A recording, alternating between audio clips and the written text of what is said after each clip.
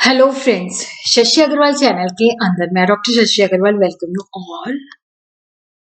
आज का जो हमारा सब्जेक्ट है that is the entrepreneurship and governance, जिसके अंदर हमारा टॉपिक चल रहा था ट्रेडिशनल सोर्स ऑफ फाइनेंस, जिसके अंदर हम लोगों ने अंडरस्टैंड किया था equity shares and preference share. तो आज हम इस वीडियो के अंदर ट्रेडिशनल सोर्स ऑफ फाइनेंस के अंदर we are going to understand debenture as a source of finance. अगर आपको मेरा ये एफर्ट सही लगता है तो डू लाइक माय वीडियो, इसको शेयर कीजिए, मेरे चैनल शशि अग्रवाल को सब्सक्राइब कीजिए। So this is my app, Edisum app, जिसको गूगल प्ले स्टोर से डाउनलोड कर सकते हो। ये जो ऐप है commerce, economics and management students को free study material as well as subjective test and free mock test provide करती है, और उसी तरह काफी सारे स्ट्रक्चर कोर्सेज भी अवेलेबल है। तो एंटरप्रेन्योरशिप एंड गवर्नेंस का भी स्ट्रक्चर कोर्स यहाँ पे अवेलेबल है। तो सबसे पहले हम देखते हैं क्रेडिटर सिक्योरिटी। जैसे कि नाम से ही पता चलता है कि ये जो है क्रेडिटर है ऑर्गेनाइजेशन की। इसका मतलब है कि कंपनी ने इनसे लोन वगैरह लिया हुआ है, इसको हम डेट कैपिटल भी कहते हैं।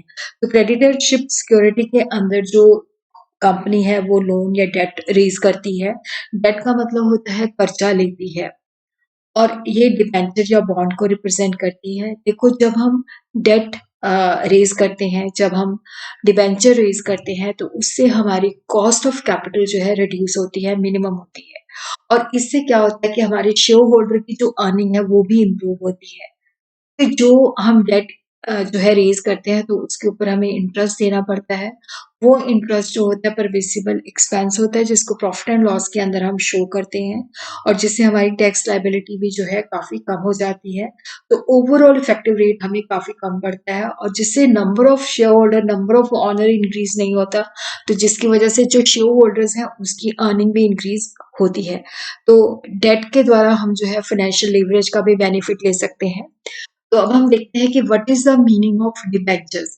अगर कंपनी को फंड चाहिए, जब कंपनी ग्रोथ करती है या एक्सपैंड करती है या डाइवर्सिफाई करती है या अपनी ऑर्गेनाइजेशन को वो मॉडर्नाइज करना चाहती है, तो वो जो पैसे है वो शेयर कैपिटल के माध्यम से रेज नहीं करना चाहती, क्योंकि अगर शेयर कैपिटल के माध्यम से रेज करेगी तो हो सकता है कि कंट्रोल जो है एक्जिस्टिंग शेयर होल्डर का डिल्यूट हो जाए। तो कंपनी जो है जनरल पब्लिक से बोरोइंग भी कर सकती है। तो जब वो डिबेंचर रेज करती है तो डिबेंचर सर्टिफिकेट इशू करती है, जो कि फिक्स पीरियड ऑफ टाइम या फिक्स रेट ऑफ इंटरेस्ट जब डिबेंचर इशू करती है। तो जैसे डिबेंचर के अंदर टाइम पीरियड होता है, क्योंकि ये एक डेट को रिप्रेजेंट करता है, तो फिक्स पीरियड के लिए दिया जाता है, और इसके ऊपर जो है फिक्स रेट ऑफ इंटरेस्ट जो है अवेलेबल होता है। और ये जो लोन सर्टिफिकेट है that is known as a debenture. Debenture जो होते हैं common seal of the company के अंदर इशू किए जाते हैं। तो उसका मतलब होता है कि हमने पैसे लिए हैं, that acknowledge the receipt of money. और जो डिबेंचर होल्डर्स होते हैं वो कंपनी के क्रेडिटर्स होते हैं।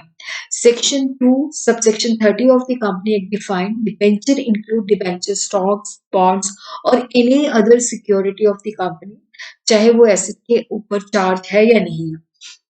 देखो, जो डिबेंचर इशू किए जाते हैं तो जनरली इनके पीछे जो है एसेट चार्ज किए जाते हैं। ये फिक्स्ड या फ्लोटिंग भी हो सकता है। अगर वो चार्ज किए जाते हैं तो सिक्योर डिबेंचर्स होते हैं। इसका मतलब है कि अगर जैसे कंपनी नहीं पे करती तो वो उन एसेट को सेल करके अपने पैसे ले सकते हैं। तो debenture means a document which either creates a debt, जो डेट की कंपनी ने कर्जा लिया है, या एक्नॉलेज करता है कि हमने इनको पैसे देने हैं।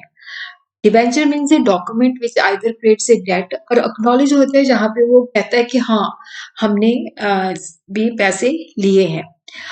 और any document which fulfils either of these condition, जो ये कंडीशन फुलफिल करता है, उसको हम डिबेंचर कहते हैं।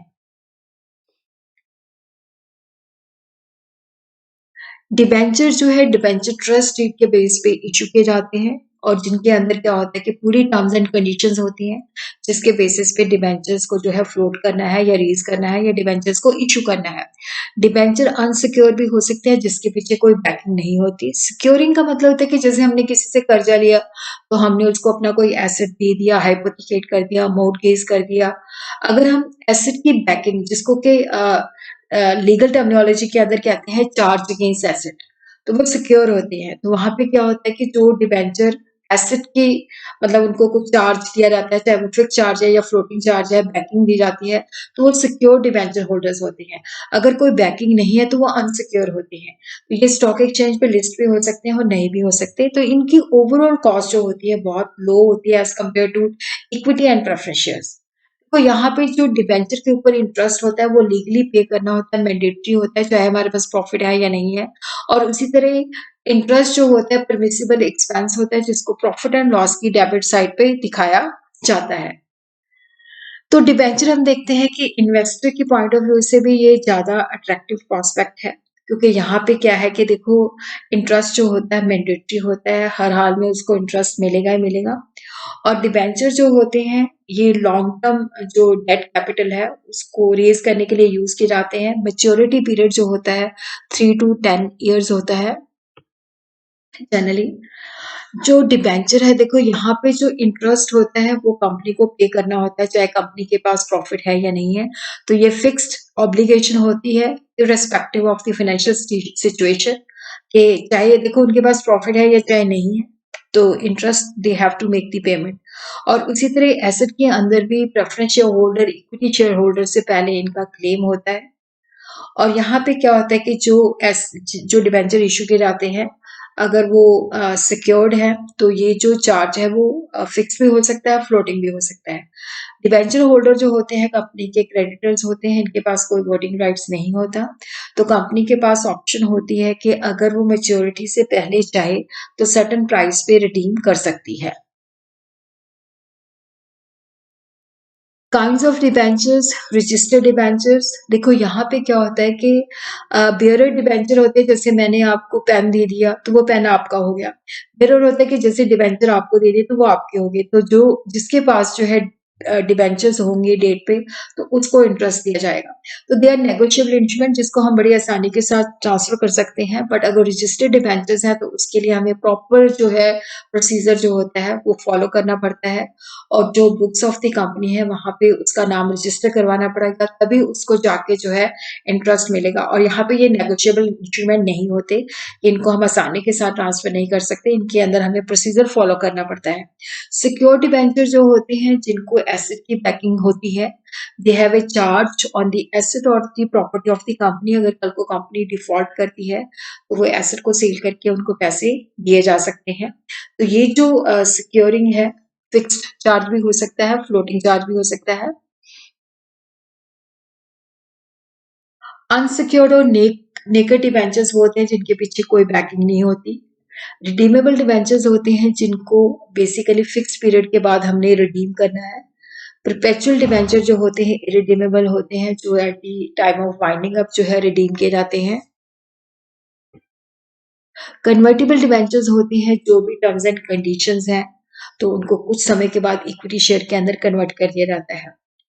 तो यहाँ पे जो बेसिकली इंटरेस्ट रेट होता है वो नॉन कन्वर्टेबल डिबेंचर से कम होता है, क्योंकि यहाँ पे क्या है कि कुछ समय के बाद उनको हम इक्विटी के अंदर कन्वर्ट कर सकते हैं। और ये जो कन्वर्टिबिलिटी है पार्टली भी हो सकती है और फुली भी हो सकती है। फुली के अंदर वो पूरे के पूरे डिबेंचर जो होते हैं इक्विटी के अंदर कन्वर्ट हो जाते हैं। पार्टली के अंदर क्या होता है कि कुछ प्रतिशत जो है वो इक्विटी के अंदर रहता है, कुछ प्रतिशत जो है वो नॉन कन्वर्टेबल रहता है। और नॉन कन्वर्टिबल डिबेंचर्स होते हैं जो डिबेंचर इशू हुए थे और डिबेंचर ही रहेंगे जिनको हम इक्विटी के अंदर कन्वर्ट नहीं कर सकते। तो अब हम देखते हैं कि जब डिबेंचर कंपनी इशू करती है तो उसके क्या बेनिफिट है। देखो यहाँ पे जैसे मैंने आपको बताया कि जब हम कंपनी एक डिबेंचर इशू करती है तो उसके ऊपर जो इंटरेस्ट होता है वो प्रॉफिट एंड लॉस के अंदर दिखाया जाता है, तो जिससे टैक्स लायबिलिटी कम हो जाती है। तो इसकी ओवरऑल कॉस्ट जो होती है, इफेक्टिव कॉस्ट जो है काफी कम होती है। तो ये चीपर देन इक्विटी फिनेंसिंग है। और उसी तरह देखो जब इक्विटी रेज की जाती है तो वहां पे जो एग्जिस्टिंग शेयर होल्डर्स होते हैं उनका कंट्रोल जो है डिल्यूट हो जाता है। लेकिन यहाँ पे जब डिबेंचर्स इशू किए जाते हैं तो वहां पे ऑनर उतने ही रहते हैं, तो वहां पे उनका जो कंट्रोल है डिल्यूट नहीं होता। और डिबेंचर होल्डर जो होते हैं कंपनी के क्रेडिटर्स होते हैं, इस वजह से क्या होता है कि इनके पास कोई वोटिंग राइट भी नहीं होते, तो ऑनरशिप जो है डिल्यूशन नहीं होती। और इंटरेस्ट जो है डिबेंचर के अंदर जो पे किया जाता है वो टैक्स डिडक्टिबल एक्सपेंस होता है। जब वो इक्विटी के साथ डिबेंचर को इश्यू करती है तो फाइनेंशियल लीवरेज का बेनिफिट ले सकती है। और जब कंपनी के पास सरप्लस फंड्स होते हैं तो फ्लेक्सिबिलिटी होती है कि वो इनको रिडीम कर सकती है। डिसएडवांटेजेस होते हैं कि जब हम डिबेंचर करते हैं तो ये कि डेट होता है, इसकी लीगल ऑब्लिगेशन होती है, तलवार हमेशा लटकी पड़ रहती है कि इंटरेस्ट भी पे करना है, प्रिंसिपल भी पे करना है, चाहे हमारे पास प्रॉफिट है चाहे नहीं है, but we have to make the payment. और इससे जब हम डेट को ज़्यादा लेते हैं तो फाइनेंशियल रिस्क भी बढ़ जाता है। और इसके अंदर जब डिबेंचर इश्यू किए जाते हैं तो जो है रिस्ट्रिक्टिव टर्म्स भी हो सकती हैं, जिससे कंपनी की ऑपरेटिंग फ्लेक्सिबिलिटी भी हार्म होती है। सो शेयर और डिबेंचर के बीच में क्या डिफरेंस है? देखो, शेयर होल्डर जो है that is the member of the company, पर डिबेंचर होल्डर जो है कंपनी का मेंबर नहीं होता, he is the creditor of the company. Share holder के पास वोटिंग राइट्स होते हैं, they are the owner of the company, पर डिबेंचर होल्डर के पास जो है वोटिंग राइट्स नहीं होते। तो यहाँ पे डिविडेंड देना जो है इक्विटी शेयर के अंदर मैंडेटरी नहीं होता, डिस्क्रिशनरी होता है, बट डिबेंचर होल्डर के अंदर फिक्स रेट ऑफ इंटरेस्ट देना कंपल्सरी पेमेंट है, चाहे प्रॉफिट है या नहीं है, but they have to make the payment of interest. Share जो होते हैं परमानेंट सोर्स ऑफ कैपिटल होती है, रिडीमेबल नहीं होते।